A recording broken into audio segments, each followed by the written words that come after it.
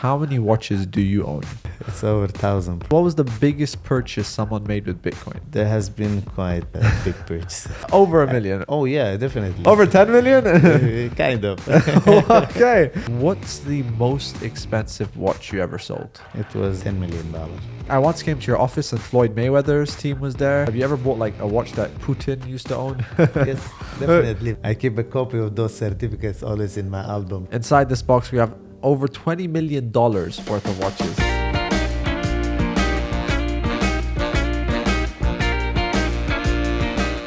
Yo, what is up everyone? Welcome back to another episode of The Vibe Show, and today we have a very special episode. And without further ado, I want to introduce my guest to you, Khaled. How are you doing? I'm good, thank you. So today we have a very exciting episode, guys. I want to give you a quick introduction to who Khaled is. You are one of the most famous faces when it comes to watches in the UAE. Yeah.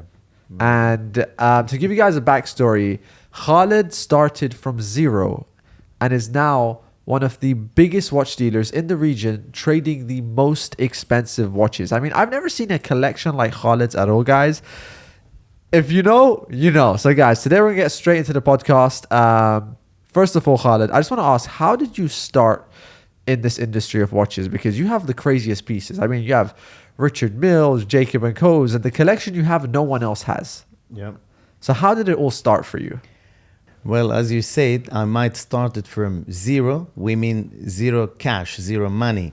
But I have tons of experience. I was involved in family business. My father was a watch dealer.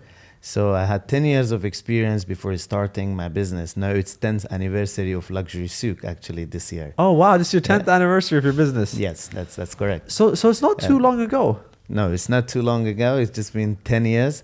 And I started, as you said, from zero cash, from zero money. But I had tons of experience. I had knowledge, I had networks, and I knew how to get into this business. And I had proper good contacts when I started. So you said your dad was in the watch business. Yep. What was he doing exactly? Well, those days watches wasn't as famous as today. Yeah. But my dad was trading in pre-owned watches as well, multi-brands, all the Swiss watch-made brands. So he had his own like reselling store, or? Yes, it's similar to mine. Probably they were not on social media as of we are today. Yeah. And my dad used to work for an authorized retailer in 1980s in Dubai as well. Oh, no way. So he actually worked with the brands and made his own. So does he still have that, or is he retired now? My dad is retired, but his store is still there, and my brothers are taking care of the store. Oh, no way. Yeah. So I want to ask, how was it when you transitioned? Because obviously working for your dad, who has a watch store, when you wanted to do your own, was that something he was against? Was there any problems there? Well, I always say family businesses, they face challenges that other businesses, they don't face. Yeah. Yeah, so my dad wanted me to join his business. I worked for him for 10 years. Yeah. But I decided to make my own destiny and to do the things that I want, to challenge my knowledge, to challenge my network, and to run the business in a very modern way. When I started, I had no support in terms of money and cash. Yeah. Because I was just starting. Yeah. And later on, my father saw that I'm doing good and I'm successful, so he just helped me very little. Oh, so That he hardly a money of a single watch that I have. How much in money? stock Do you today. remember how much money? It was like 500,000 US dollars. Okay, so that's after you already started. You're making money. It was after 3 years of running the business. It was in 2016, and I started the business in 2013. Was that like an investment? Did he invest in you? Did you have to give him a piece of the business, or it was just a gift kind of thing? It was kind of father and son relationship. Okay. It's nothing formal. Okay, just making sure. It was kind of a gift. Yeah, because like, it could have been like $500,000, but you have to give me your business as well. Yeah, but this, a lot of new generation entrepreneurs, when they start, they want to have a big startup money, but it doesn't work really like that. I run the business for 2 years, so I proved that I know the business and I'm doing quite well. Yeah. So I gained the trust and confidence of my father, and then he injected some money. So starting the business, how did that work? Because obviously You were working for your dad. How much money did you have saved? Well, when I started the business, I was already working in a bank as a part-time. I was working in the bank, and parallel to my employment, I was running my own watch business as well. Okay. When I started, basically, I had zero saving, and I had a colleague that was working along with me, and he was the first man to help me to start the business because I had no even the money for the interior to pay for the rent.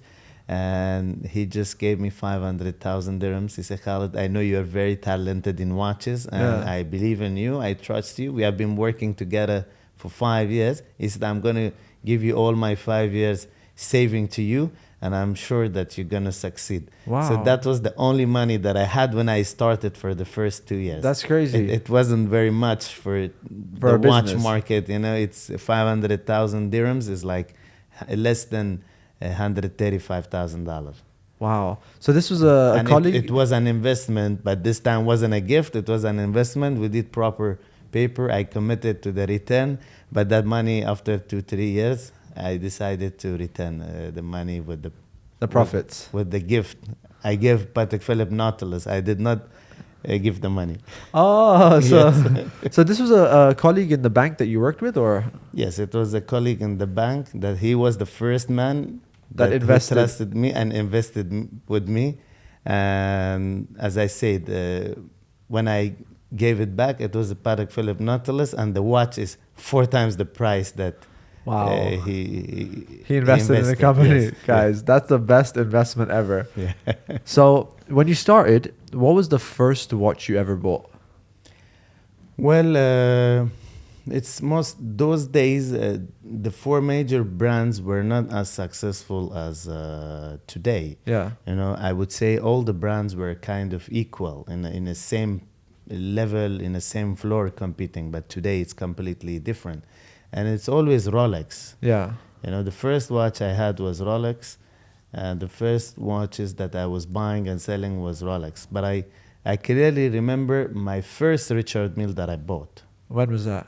It was in 2013, and it was Richard Mille Boba Watson, the white one.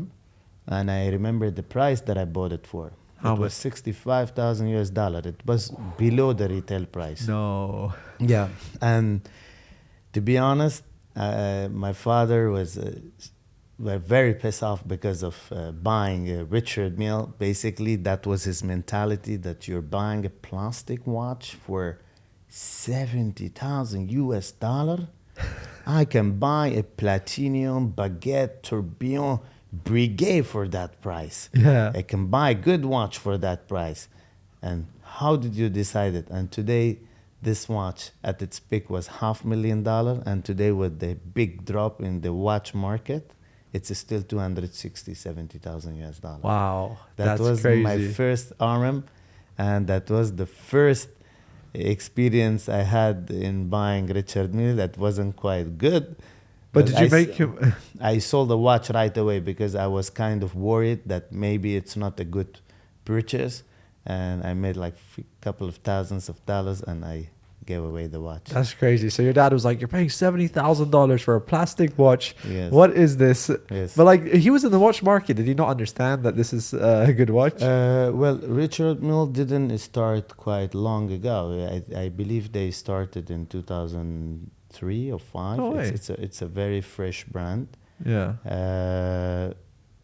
Yeah, and you know, not everybody was accepting the brand at the start, but you know, I was always open to the new brands. You know, Yeah. I thought it's very creative watch brand, and they are doing good watches. You know, it's like goes with the test of new generation. Yeah. And all the people need these days, it's to label themselves, and these watches are a statement. You know, it's different, it's very comfortable on the wrist. Basically, it was an emotional purchase when I did. Yeah, you know, liked like it yourself. I liked it. It fits on the hand. It's very light. The size is great. You know, so based on that, I made the decision of buying. I didn't even know who's Boba Watson because I wasn't really a fan of golf games. Yeah. I never watch. I just watch football. You know, that's my favorite game. Yeah. Then I I started to learn about celebrities while falling in love with the watches. Yeah. Yeah, So talking about that, that's a crazy story because actually, guys, for those that don't know, my first Richard Mille ever I bought from Khaled, and it was one of the craziest stories because I came to your boutique, and I remember even back then we were gonna, it was either I was gonna buy AP or a Richard Mille, and I called my mom. I was like, Mom, there's this watch. It's called Richard Mille. She had no idea. And it was like $150,000, guys. This is a few years ago, and I was like, and Khaled's like, you know what? Don't worry, you're not gonna lose any money on these watches. They're great watches, and actually, yeah, it was a great watch. I remember you made good money on that watch. Yeah, guys, I remember like 6 And- months later, I sold it, which was the worst decision ever. Like, I think I kind of had your first mentality when you first bought it. I was like, guys, it's a plastic watch.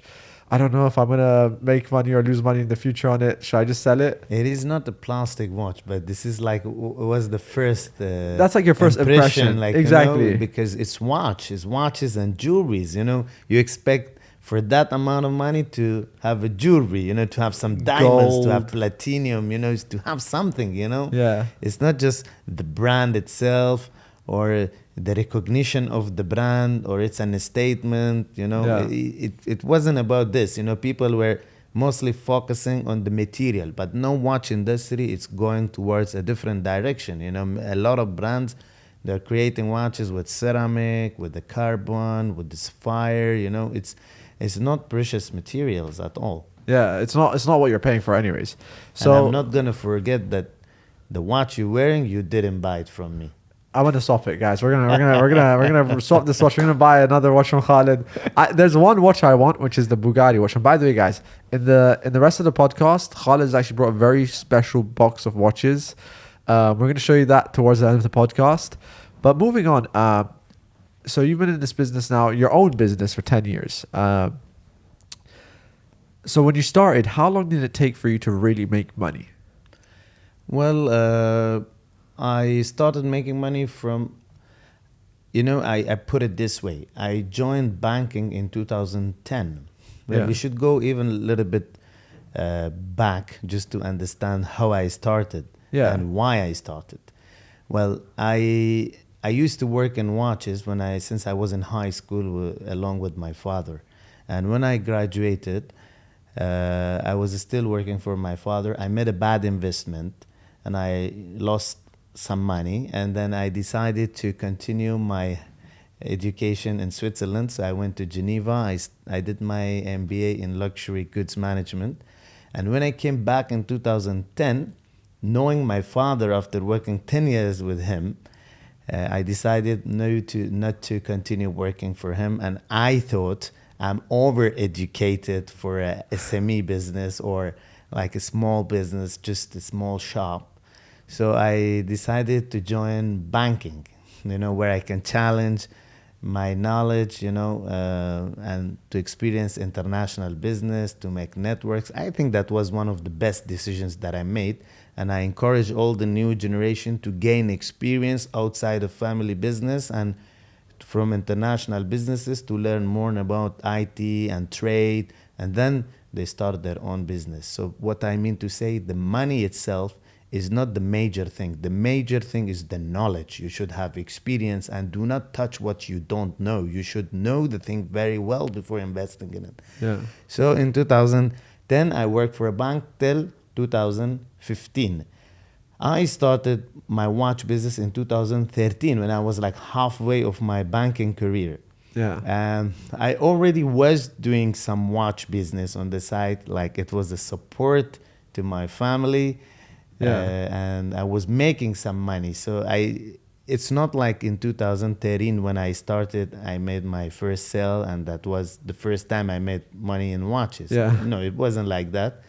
I always was trading in watches as a hobby on the side, but it's officially started in 2013 when I did the business. But I remember the first month I just had 3 sales in the entire month. And how much money would 3 sales make you? Do you remember? Not really much. I was just covering the cost. Expenses. My goal was not to go under debt or not to lose the money. I never thought one day I will be trading in the most expensive watches in the world. So you said you made a mistake. What was that mistake? How much money did you lose on the Well, mistake? it was in 2010, right after my graduation from the university. I Yeah. had some money from my father. I invested in a business in Dubai. Probably I had a good knowledge of accounting, and I would say I was a good student, but I wasn't in a business. I did not have an experience. Basically, in university, you learn the theories, but when you come to the market, you should know who to trust, who not to trust, Yeah. and what worth buying, what doesn't worth buying, where to invest, where not to invest. I didn't know all this, but I was good in numbers. I was good a student, basically. Yeah. So I trusted the wrong person. And the business that time, it was in 2010, that was when the last crisis here. Yeah. So it was right in the middle of a crisis, and I just lost the money because I believe I did not have a good experience, and I started probably not maybe at the best time. Was it? But do you think the guy scammed you as well, or? Yeah, I was kind of scammed, yes. Oh, okay. Yeah. So moving forward, now you're in the watch game, and you're probably one of the biggest in the world, I'd say. How has that been moving forward, gaining the experience, dealing with the biggest watches? Has there been any crazy stories like where even with the experience, stuff has shocked you along the way?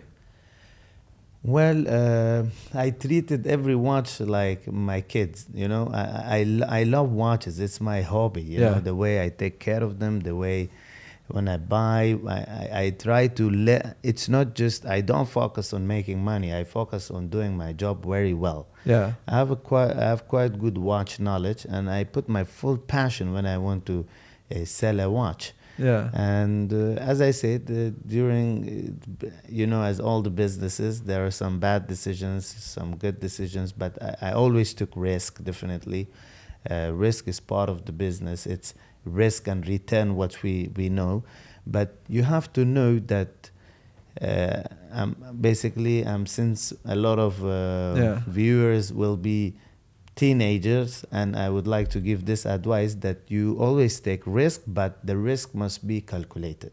It must be a calculated risk when you make any decisions in your business. So Yeah. it should not harm you in a bad way that you cannot stand on your feet again. But yes, business comes with risk, and you can make sometimes bad decisions too. And talking about risks, what's the biggest risk you've taken? Because obviously recently, as you know, the watch market has crashed. Yeah. Obviously, someone with you which has millions and millions of dollars worth of watches and stock, that's a big risk. But how do you deal with this? Because that's a lot of money. That's like literally like I think within a week you could lose like millions. Since the watch market has dropped a lot, okay, it's like 50 to 60%, to be honest. But what was the reason of the drop? I believe that Bitcoin is one of the factors that's affecting the watch market. Since Bitcoin has dropped from $70,000 to $18,000, it had really affected the watch market. And I'm amazed myself how these watch prices are linked with the Bitcoin, where the watches are coming from Switzerland, and it's not very much affected by Swiss franc or euro, where the source of the watch is coming from. Probably it's affecting the customer purchasing power, and a lot of buyers, they are Bitcoin investors. Well, in a business, I've learned that there is always a time to sell, and there is always a time to buy. And we have experienced this drop in the past as well. It's like we did not come to the business 2 years ago, 3 years ago, and see only the upside of the business. In 2018, where there was a crisis in Hong Kong, there was a conflict over Hong Kong, UK, and China. Same thing has happened to the watch market. I learned from that time to be patient, because I had bought Patek Philippe Nautilus 5980 full rose gold at that time, probably for $130,000, which I had sold for $90,000. Then I had to come back and buy it back, in a year for $150,000. And now it's After the big drop, it's still $250,000. So basically, you learn from the business to be patient, and you don't invest in watches the money that you don't have it. Yeah. This is a business of big boys. I always believe. I always say you should not sell your kidney to buy a watch. It's a business for the people who have excess cash. Yeah. As far as you can hold into it, there's going to be a time that you can sell it, because I believe watches are like money. The currencies, there is euro, pound, dollar, and there is a currency called watches. I look at them like that. Yeah. So there is always a time when to sell. If you're patient, long term, all these watches are investment. Still, I tell you today, even the watch market has dropped halfway. I believe the watch market will catch up with the peak numbers. No But way. it's not going to happen a week or in a month, or maybe probably we need more than a year. Yeah. Since we are going through the recession, world financial crisis, Yeah. kind of.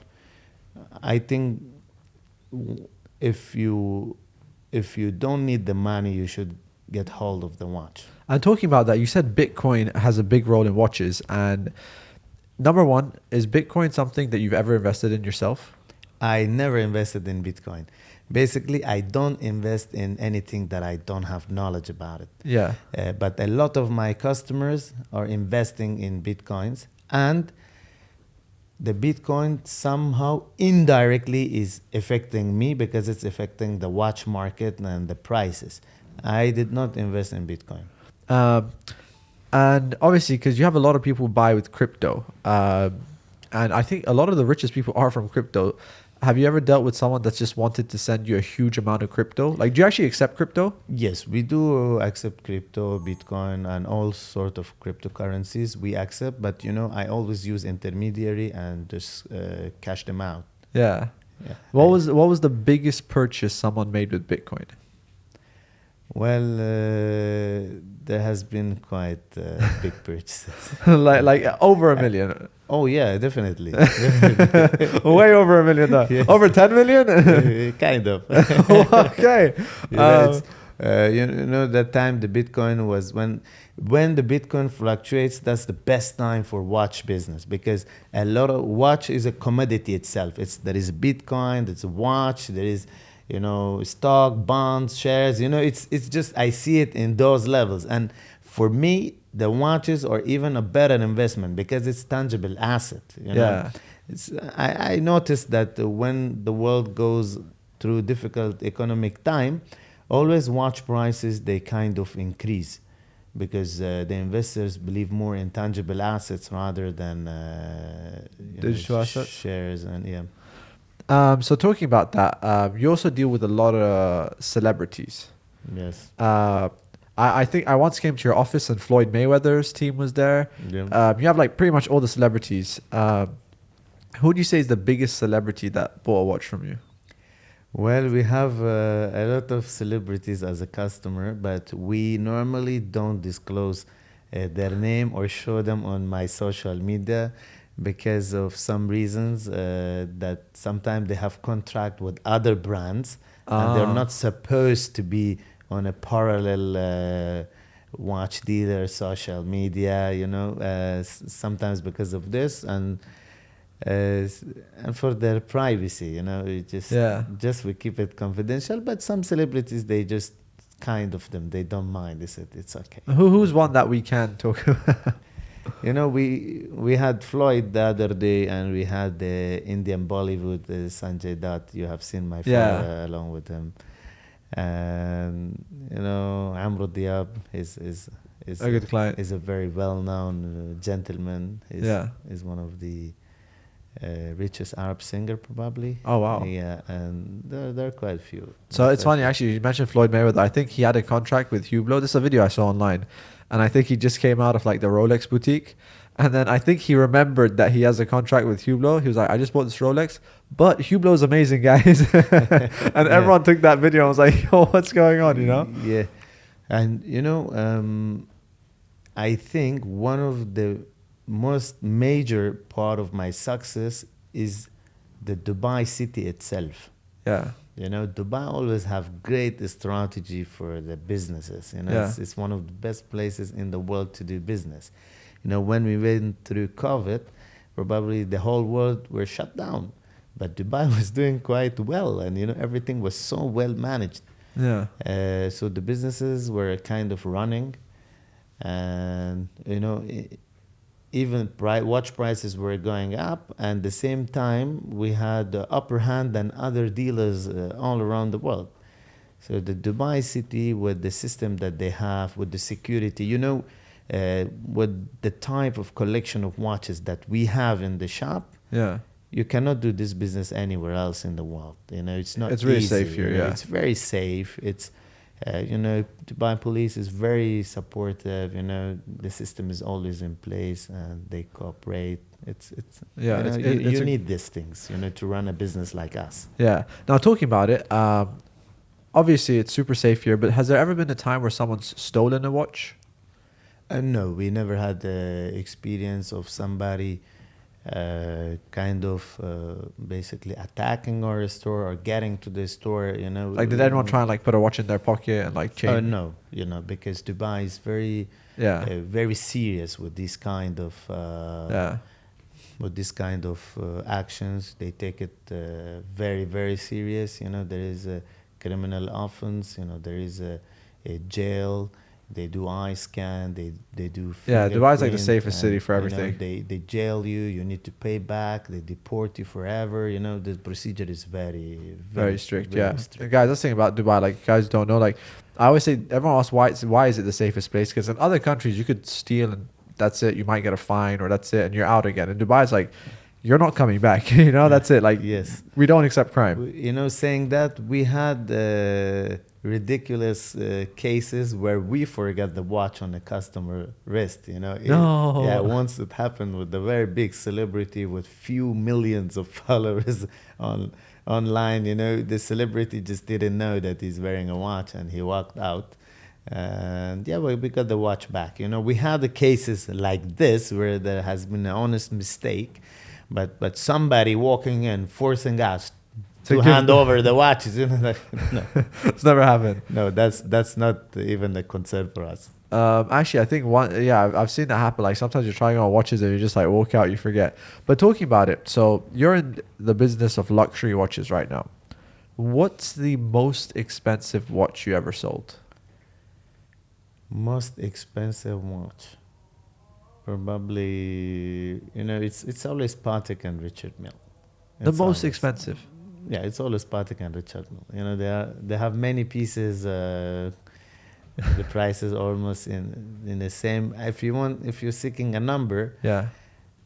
I would say it was $10 million. For one watch. Yes. Wow. And someone that buys a $10 million watch, like, what type of client is that, you know? Because someone that has $10 million, I'm sure they bought hundreds of millions. So Dubai is a destination for luxury people. You know, it has been really changed during all these years. No, it's the same level of people. They invest in the Palm, they invest in Emirate Hills. It's the people with the high profile. They're super rich. I believe that money has no meaning when it comes. You know, you buy a watch for $10 million. I mean, these guys, they are big car collectors. They have summer villas. You know, they have private jet. You cannot catch them. Every day they're in different part of the world, you know. Yeah, it's this sort of customers. And in terms of like customers, how do you keep up to date with your customers? Like you have, I'm guessing like a phone book of like billionaire, millionaire, or like how do you sort your customer database, you know? Well, you know, we get so much of online inquiries. Yeah, we see the customers even if they have profile or not. It's just like the boutique, but we don't just say it. You know, I tag them as a VIP and just a routine customer or regular customer. We tag them internally, and I take care of VIP customers myself personally, and I assist the rest of the customers. But since I do not have I have a limited time, I cannot help every single customer. Yeah. I focus on high-end brands like AP and Richard Mille and Patek Philippe myself, and any watch that's above $500,000 dirham. So I assist personally. So obviously, being in the watch business is a very hard business, right? Yeah.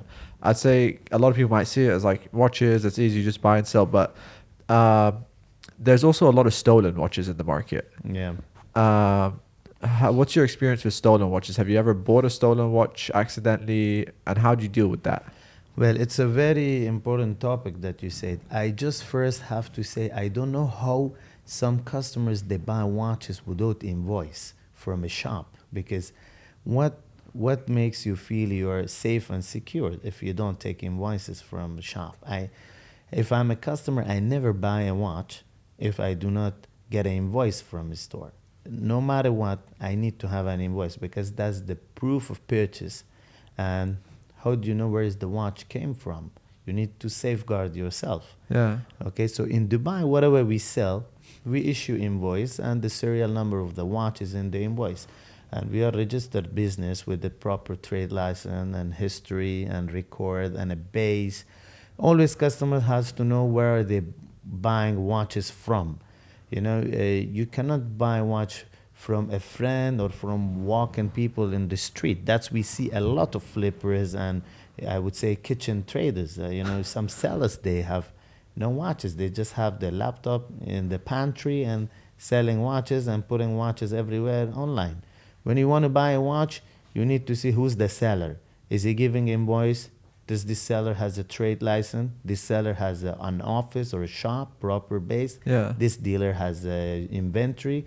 And what's the reputation of this dealer? These 6, 7 criteria you have to go through to understand who you are buying the watches from. But going back to stolen watches, how do I check? Well, there are 2 ways of checking. I check with the brands, if a watch is very expensive, that this watch is stolen or not, through private connections that I have. Yeah. But we cannot check for every single watch because that's not going to be practical.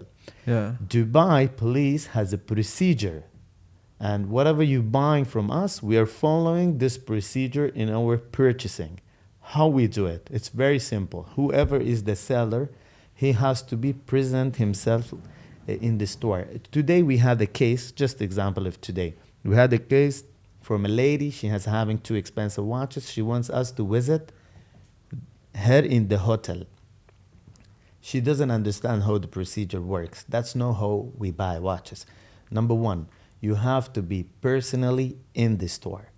Number 2, your original Emirates ID has to be with you. Yeah. And if you are non-residents, you have to bring your passport, which has an entry stamp of UAE. Yeah. If you have dual citizenship, you have to bring the passport that actually you fly in Dubai with it. Yeah. That's the requirement of Dubai police. We're gonna log in into an online portal of Dubai police, and in few minutes the confirmation will come. If the watch is with the warranty card or with the invoice, it's not mandatory to have a warranty card or invoice if the watch is old pieces, it's second hand. As far as Dubai police confirms, we're gonna buy the watch. So then probably you choose your preferred way of payment, and we do proper paperwork that you receive the fund, and it always has to be under the Dubai police camera surveillance that we have in office in place. Yeah. So this is how we buy a watch. When you buy from us, so we have done our work, Yeah. then you kind of save.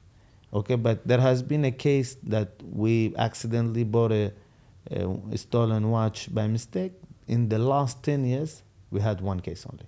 Wow. And how did that happen? Because I'm sure maybe it was like you trusting someone you knew. And the stolen case, it wasn't like somebody robbed on the street. It was a friend sold to another, gave to another friend, trusted him, and that friend actually wasn't the real owner of the watch, and he told us that he's the real owner of the watch, and he sold it. It's, we had just a single case like this. Otherwise, no. And it wasn't, as I say, it's this kind of maybe stealing, but it's not like, it's a different type of stealing where you trust You trust someone or trust yeah, someone. yeah. Moral of the story: just don't trust anyone.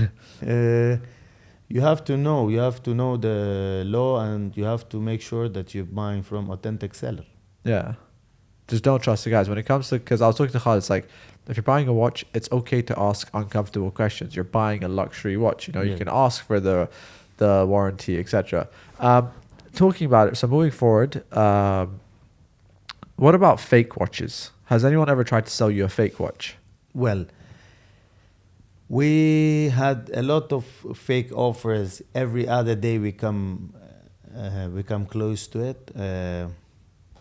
But actually, there has not been a case us buying a fake watch, because we know watches very well, and I believe that fake is never like the authentic one, even though no matter what quality they make. Yeah.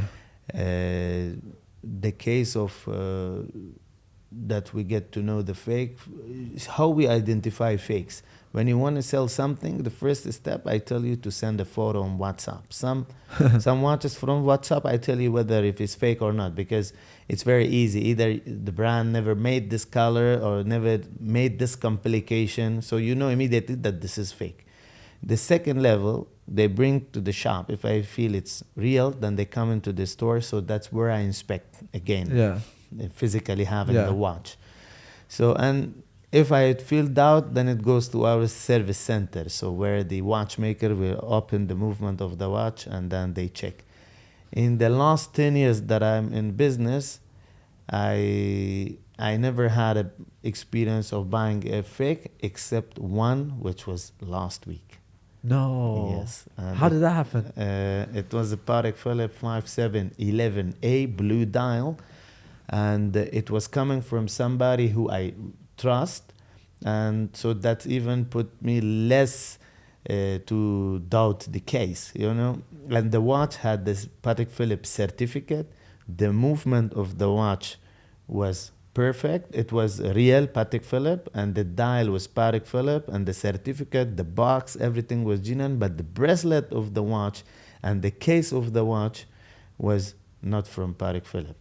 So it was kind of, I would say, it was mix and match of fake and the real. Yeah. So we cross referral the serial numbers on the movement and with the paper. So I did not doubt the bracelet and the case is not authentic, and I have to admit that it was very good, Wow. very well done. That I couldn't say from the first time when I saw it. Damn. And how much did you buy that watch for? 5.7, and that's what I always say. If the deal is too good to be true, don't believe it. You know, nowadays where I've seen online where sellers selling fake for the real price. So you know, it's not like selling fake is a crime. You know, and Dubai law is very strict. Yeah. And the whole world, it's unethical exercise. Selling fake is illegal and unethical, but selling fake for a fake price. But selling fake for a market price of a watch, or selling fake for the retail price of the watch, that's a really much bigger crime. That's I just believe. robbery. That's a robbery, and I don't know what you call it. It's double robbery. Yeah. I've seen ads online selling fakes for retail prices, and some greedy buyers, they believe it. And coming back to my case, I bought the 5711A for 85,000 US dollar, and what was the market price? Was 95,000 US dollars that I found the cheapest. But this deal was $85,000, so it's very close to market price. So just Yeah, you with just the got a bit of a better $10,000, deal. bit of a better deal. So I believed it. You know, I thought it's maybe it's Yeah, because if it was somebody need a quick 50,000, sales. you'd Yes, say yeah. it's too Oh, cheap. definitely, I will not believe. But for $10,000, and coming from somebody that I trust, so I paid less attention to the bracelet and the case of the watch. I checked the movement, the dial. I cross-checked the serial number and the paper. Paper was authentic. Box was real. Everything was perfect. But I was shocked how Yeah. it's always a challenge what you said. Yeah. Moving forward, so You said about the biggest watches you sold. What's the biggest watch you ever bought? Your own biggest purchase on a watch? Well, I have a very big collection of watches myself personally. And I want to I never ask. talk about. I never showed to anybody. Maybe I think you once. I've seen a few of them. Yeah. Yeah, the most expensive watch that I have in my collection, probably it's 1 million dirhams. Okay. I don't really put in my private collection the most or very expensive watches. The reason is that it's very dangerous for me to fall in love with watches. Then I have to keep every single watch in my personal collection. Yeah. I run a business, so I should not be. I should control my feelings, I would say. Yeah. It's like don't get high in your own supply. You know? Then I need to put every single watch in my collection because Yeah. I see all of them. Every watch has a beautiful piece. Every brand has a beautiful piece to offer. So talking about your personal collection, how many watches do you own? Well, I never counted, but it's it's over 1,000 probably. Over 1,000 watches. Yes, yeah. Wow. Where do you keep all the watches? Like his like boxes like everywhere. No, it's just watches. They don't require space. They all can be fitted in two Just safes. two safes. Yeah. Um, and actually, because obviously, when people listen to the watch business, it sounds great, making hundreds of thousands of dollars. But what's the most money you've ever lost? Like, obviously, there's purchases where you just had to lose money on watches, I'm sure. Was there ever a time where you like really regretted a purchase and you're like, yo, this was just a really bad time to buy a watch? Um, most, I would say, in business, you need patience always Yeah. to sell a watch. Every watch sells. You know, I have probably sometimes the most weird watches in the world that no other dealer are willing to buy it. Yeah. But I say always, if you have to keep in mind that do you have a patient to put this watch in stock for 6 months or for 1 year, or you need to flip it immediately. So every watch sells. But I haven't really lost money on any of the watches that I bought, except there has been a drop in the market, and that's an external factor. It's not in the control of me or Yeah. anybody else. It's just the market, you know. And especially we are talking this, it's about 4 major brands that is being traded like stock market, you know, for very low margin, being traded in volume.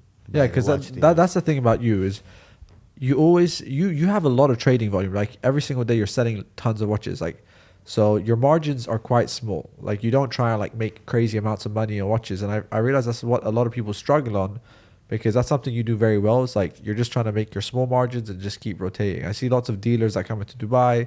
They struggle because they're trying to make big amounts and trying to sell it as like we're trying to give you an experience buying the watch. But you're just like I'm trying to get everyone the best deal on the watches. Everyone's happy. That's my business. Yes. But talking about that, how many watches do you sell a month? Well, we sell good number of watches. Like is it in the hundreds or thousands, or do you know like an No, approximate? it's above hundreds. But Yeah, it's above over hundreds. Yes, definitely. Okay. I just want to say, so obviously you've set up a great business right now. What would be your advice to young entrepreneurs that want to do the same? Because a lot of people might look up to you, but they just don't know how to start. And what's like your realistic advice? Like how can people start getting into it?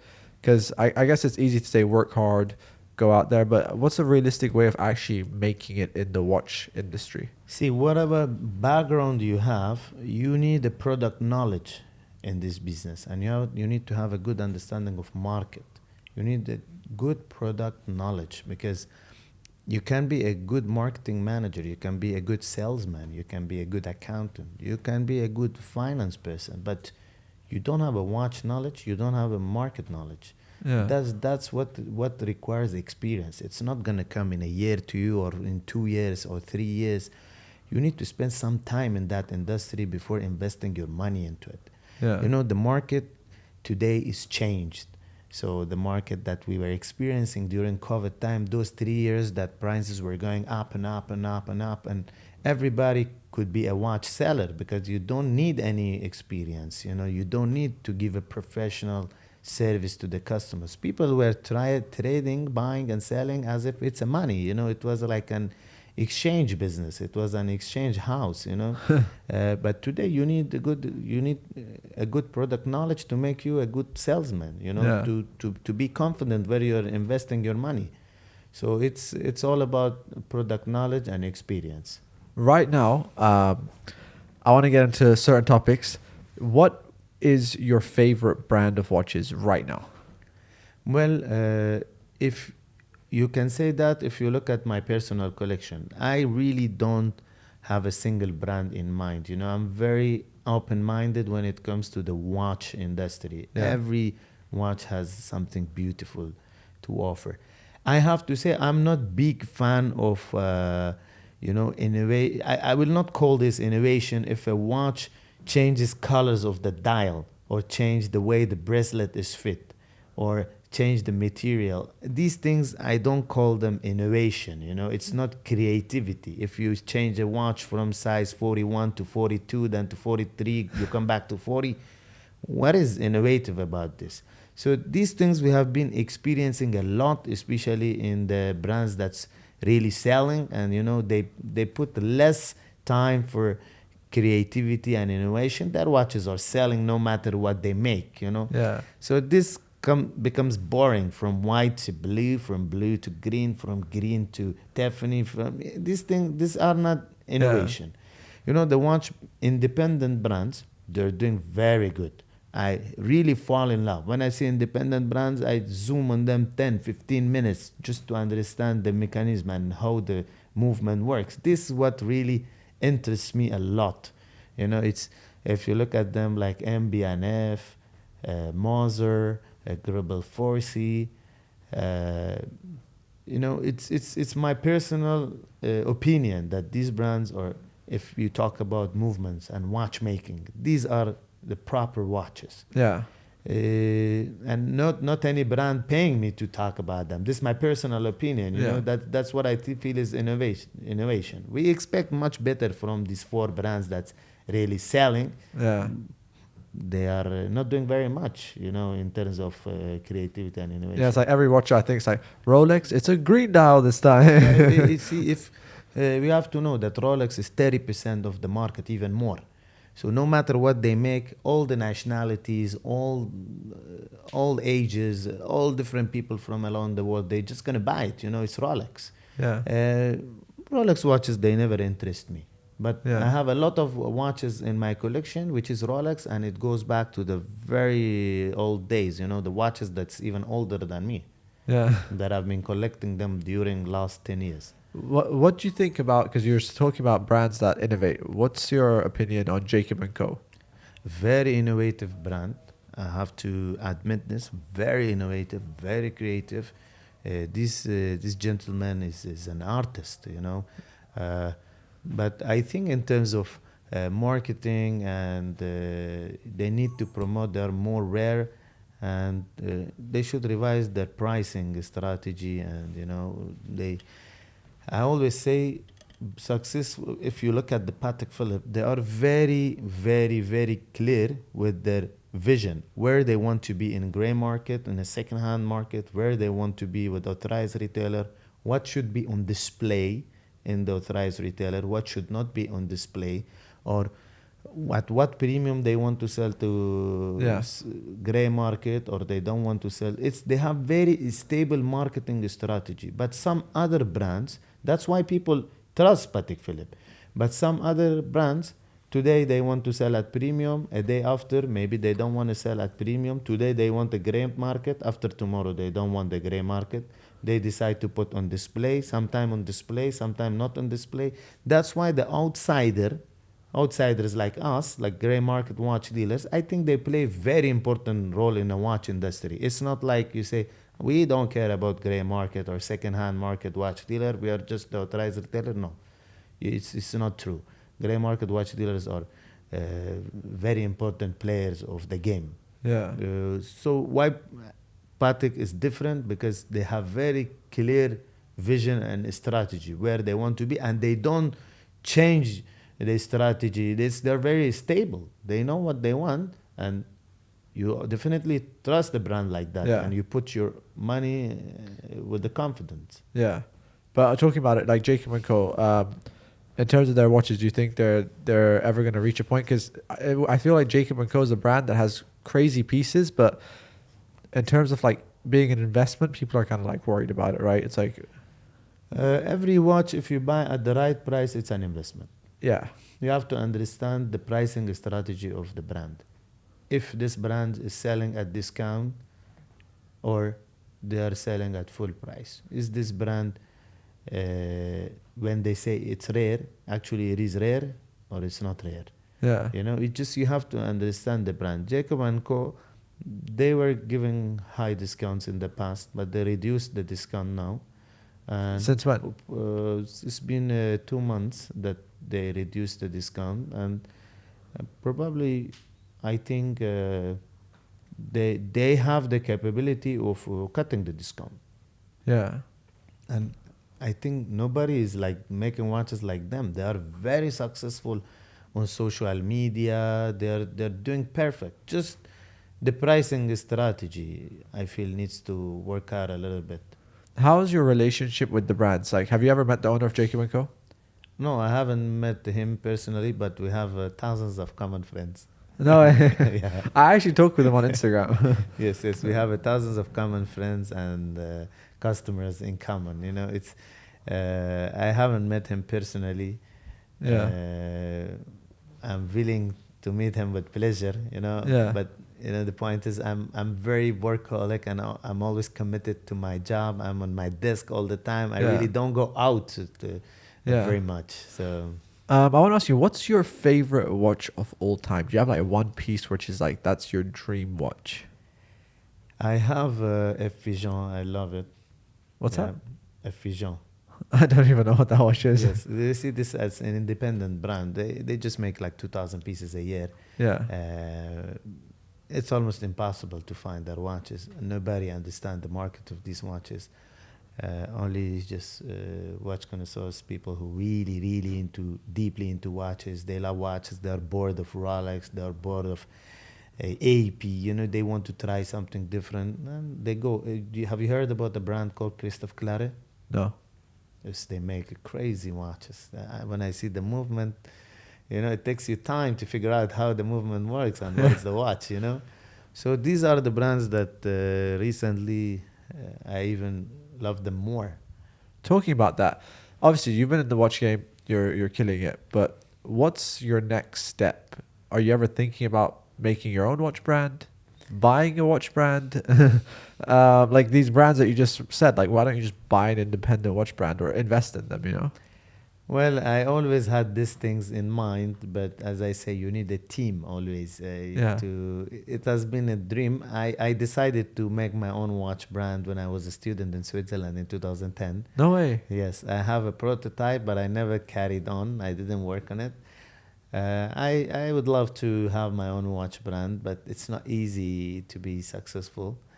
You know, there are how many watch brands there in the industry? Over hundreds of Swiss-made watch brand is there. Wow. And people know the top 10, 20 only. Yeah. And I think Yes. they control the whole market. That's it. Yeah, it's just most of the market is just 70% of the market is the biggest three group. It's Rolex and Richemont and Swatch. This three group and LVMH. They are Yeah. almost all the market. That's it. They control it. For main players in the market. What You know what market share Patek Philippe has? I don't know, Give a guess. 10%? No, it's just hardly 5% of the whole industry sells. No way. Yes, and same thing with the AP, and Richard Mille is just 2%. 2%. Yes, they make 4,000 watches a year. Wow. And then Rolex has 30%. Yes. Wow. 35%. Yes. That's crazy. All right, I want to get on to the most exciting part, guys. Khaled actually brought a box of watches which are very unique, and I think we have to show them. But before we get onto that, this is a funny question because there's a brand that a lot of people like. I don't know. They have mixed feelings, but it's a brand I've seen you actually sell a lot. What's your opinion on Hublot? Well, I think Hublot is one of very creative brands. I would say they're over creative. Yes, they're over creative. They need to cut the production. It's beautiful brand. It's beautiful brand. That's what I think. In terms of quality, when I talk to you, I talk to you as an expert. I'm not talking to you what's my personal feeling is, what's my emotion is about this brand. They make I have a lot of Hoblos in my personal collection as well. Yeah. But they make a lot of models. You know, I would say sometimes whoever pass in front of their boutiques, they make one edition for that person. Yeah, like at the new edition. They are all over the place. Yeah. They're all over the place. They're too big. They should be more niche. They should not give discount as well. They should be more niche and just make it more difficult for people to have the watch. Yeah. I mean, just they can increase their price. It's a very beautiful watch. They make amazing movements. They are very creative. In terms of movement, mechanism, history, they have everything they want. Yeah. It's one of the key players. If I need to rank the top 10, Hubley is one of them. Yeah. What do you think? What's your personal number one? Rolex? It's Patek. Patek. Yes. Yeah, I think I like all the watch people. It's Patek. One of my favorite watches was the Hublot LaFerrari watch. Remember that watch? Yeah. How much is that watch right now? That watch, the official retail price of the watch is probably for $380,000 US. Yeah. And they made 50 pieces. LaFerrari, the yellow one, it's very creative. It's a sick watch. You know, it's for car lovers more than watch lovers. Yeah, it's very complicated to time and. But the watch is selling at discount. Even now? Yes. Wow. All right. I want to bring the watch box, guys, because this is a very special box of watches that we brought for the podcast, especially. So thank you so much. So, guys, obviously, we're talking about so many watches. I want to show you some watches right now, which is something you don't actually ever see on a podcast. So, yeah, bring it in. All right, guys. Okay. So, guys, Khaled was happy enough to bring us some watches to see because this podcast is all about watches. Yeah. So, we brought some of the most unique watches in this box. One of my favorites being the Bugatti watch. What do you think about that, by the way? When I look at this watch, my honest opinion, I don't feel comfortable wearing this watch on my wrist. The shape of the watch. But I would love to have this watch in my personal collection. Yeah. Every watch that you buy, it's not for wearing. I have a lot of watches that's very old style. It's nothing that you wear and you show off, doesn't make you feel good. You don't buy for show off. Sometimes you buy just to feel good yourself. It's self-satisfaction. But some watches, I enjoy more looking at them rather than putting them on my wrist. All right. So it's Jacob, this the Bugatti. It's amazing piece.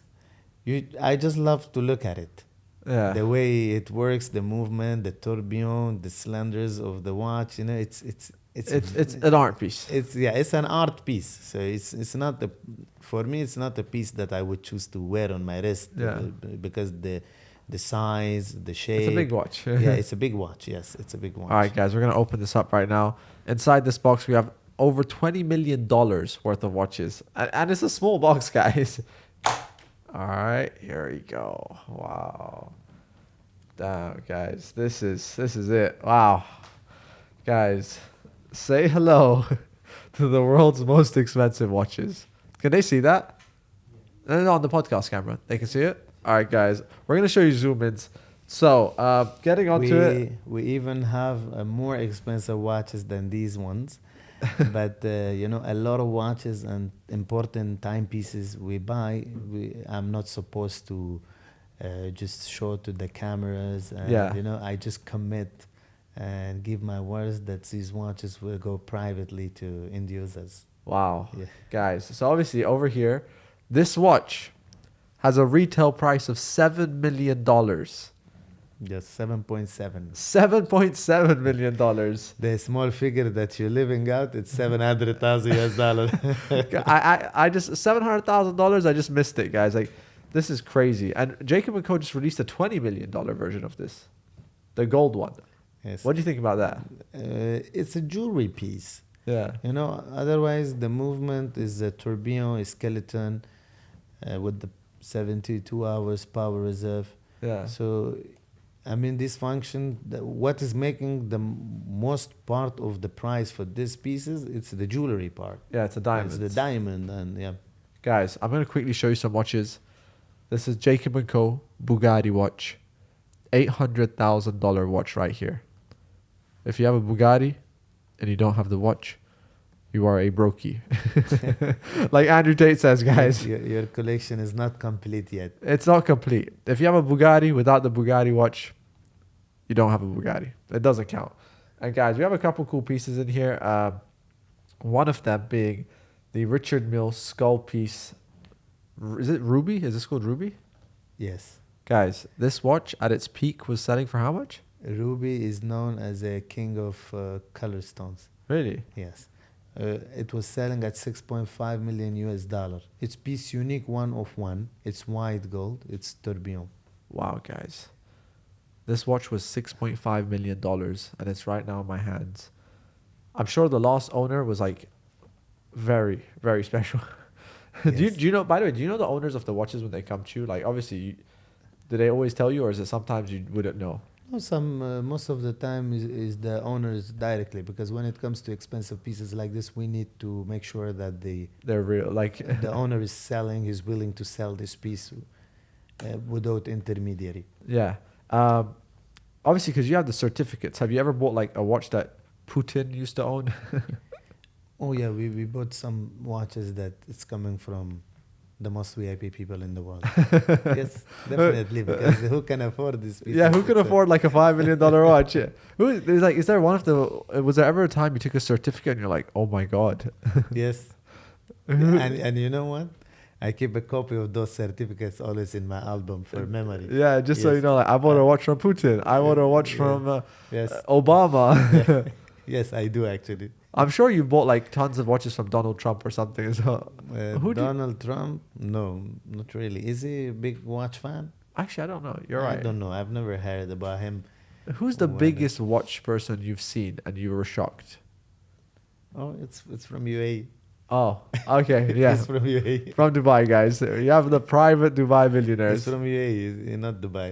Oh, Not UAE. Dubai specifically, yeah.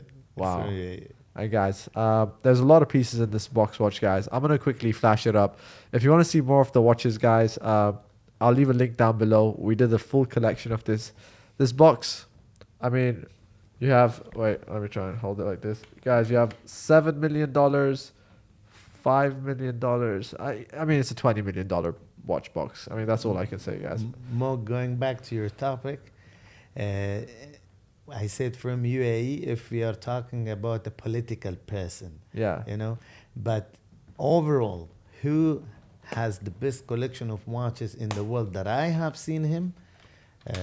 It's a billionaire gentleman living in Dubai, and I've been going through his collection. I have never seen such watches anywhere in the world. I've very well flied all around the world. I've been to the old watch exhibitions. I have never seen something like this. It's one of the billionaires, top 10 billionaires of the world that's living in Dubai. I think I might know them. I think you should. You know them. Don't disclose them. I think I might know them. Yes. Wow. And how much do you think? So obviously, because you have tons of private collectors, what's the biggest collection of watches you've seen? That's what I'm. No, but like how much do you think worth of watches this was? It's countless. It's countless. Probably more than 300 watches only. That's over $1 million. More than 300 pieces, over $1 million. I don't care about the rest of the watches that says $500,000, $300,000. That's cheap. Yeah, those, forget those ones. Like probably this guy almost had everything on the earth. Everything on the earth, regardless of the brand. That's like definitely $1 billion worth of watches. I was shocked, but I was pretending that I'm not shocked. Guys, imagine seeing like $500 million, $1 billion worth of watches in someone's house. You're just like, oh, and nice. you know what the guy was wearing on his wrist? What? No watch. No. I thought maybe like a Casio. I was shocked. I said, wow, I don't know what to say. Why are you not wearing one? And that's the thing. I think these guys which have the most money, they don't show it. They just, they have been rich. Yeah. It's just not, I would say, not newly rich people. It's like proper money. It's like, I feel that money has no meaning. Yeah. I come across a lot of rich people due to the nature of my business. Yeah. I always would say to have a dream to afford something itself gives you more pleasure when you buy it than rather when you can have everything with just a click. Yeah. For example, when I bought my first car, I had more pleasure, even though it wasn't a luxury car, than buying my latest Mercedes G-Class. The first car was a Ford, and I had more pleasure and I was more excited taking it out of the showroom. Yeah, because it's like that first feeling you have. And I actually want to talk about that because I always discuss this type of stuff. I know we always talk about business, but how do you find happiness yourself? Well, I enjoy working most of my time. My work, I'm in love with my work.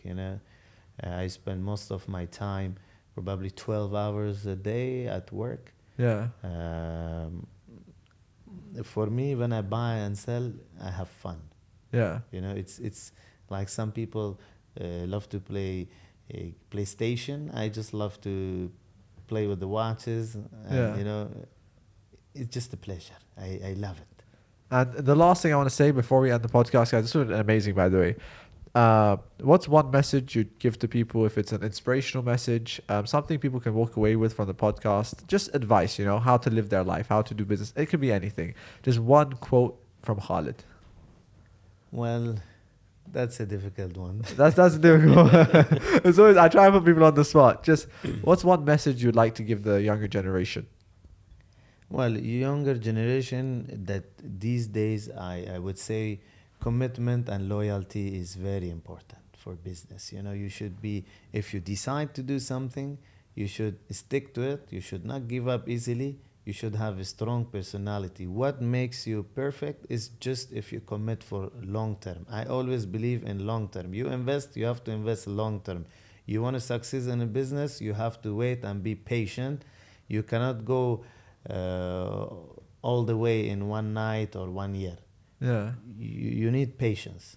You need commitment. Wow. Beautiful. All right. Well, thank you so much. It's been an amazing podcast, guys.